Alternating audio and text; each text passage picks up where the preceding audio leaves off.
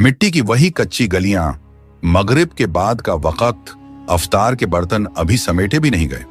दरख्त के नीचे बिछे दस्तरख्वान पर सकून था, मगर हवा में हल्की सी अजीब सी बू थी। खामोशी में अचानक चूड़ियों की खनक सुनाई दी। सब नजरें उठीं। सुरख साड़ी में लिपटी वो वजूद सामने खड़ा था।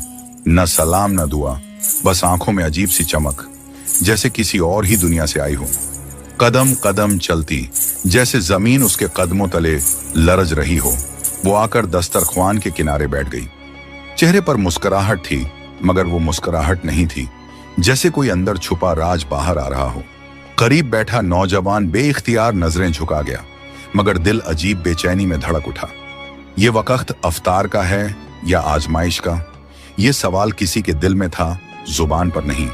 फिर उसने आहिस्ता से खजूर की थाली उठाई और पल भर में जमीन पर दे मारी। छन की आवाज के साथ ही जैसे पूरा माहौल लरज गया। हवा ने झटका खाया, चराग कांपे, और वो हंसी, ऐसी हंसी जिसमें औरत की हंसी कम और शैतान का शोर ज्यादा था। बगदाद में आज भी इस अफ्तारी को याद करके लोगों के दिल लरज जाते हैं। ऐसी अफ्तारी जिसने लोगों की अक्ल खत्म कर दी। वो पूरा रमजान एक खौफ के आलम में गुजरा। बात है बगदाद के उस गांव की जहां अम्मा हाजरा बहुत पक्के ईमान की मालिक थीं। उसके पास 1 रुपया तक नहीं होता, लेकिन लगता था कि वो जैसे बड़ी अमीर औरत हो। वो रोजे की पाबंदी, नमाज 5 वक्त की पढ़ती, लेकिन उस गरीब का दिल इतना बड़ा था कि उसने अपने दिल में एक हसरत छुपा रखी थी।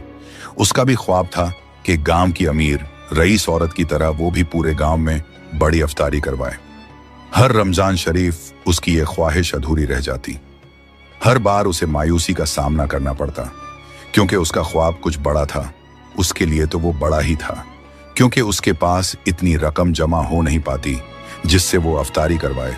अम्मा हाजरा का ये मामूल था कि वो लोगों की गांव भैंसों का गोबर इकट्ठा करके उपले बनाया करती थी। उन उपलों को सुखा कर बेचा करती थी, जिससे वो अपनी जमा पूंजी रखती थी और अफ्तारी की नीयत से वो पैसे जमा कर रही थी। लोगों को उसके दिल में छुपी इस खूबसूरत ख्वाहिश का किसी को पता नहीं था कि वो अम्मा जिस शक्ल ओ सूरत की सादी है, जो बोलती कम और मुस्कुराती ज्यादा थी, लोग नहीं जानते थे कि इस औरत ने गांव का रुख ही पलट देना है। जहां लोग उसे शरीफ समझते थे, वहां वो एक ऐसा रंग दिखाएगी जो हर किसी को पागल कर देगा। अम्मा ने अपने घर के पास ही एक बड़ा सा कमरा बनाया हुआ था, जिसमें वो उपले इकट्ठा कर रही थी। जैसे ही उसके उपले ज्यादा हुए तो उसने गांव में ऐलान किया, जिस औरत ने भी मेरे से उपले खरीदने हैं वो मेरे से उपले खरीद ले, क्योंकि मुझे पैसों की अशद जरूरत है गांव की औरतें।